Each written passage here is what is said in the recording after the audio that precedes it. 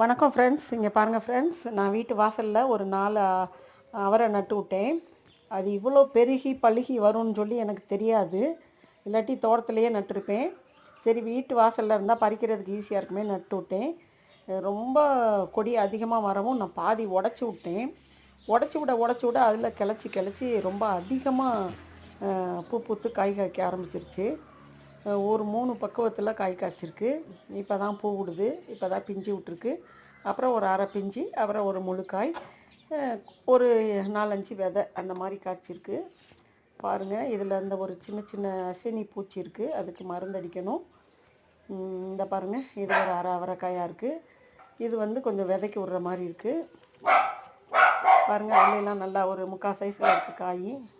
வெளியே வந்து எல்லாமே பிஞ்சாக இருக்குது, பூவாக இருக்குது. பார்க்குறதுக்கே நானே எதிர்பார்க்கல. தேங்க்ஸ் ஃபார் வாட்சிங் ஃப்ரெண்ட்ஸ்.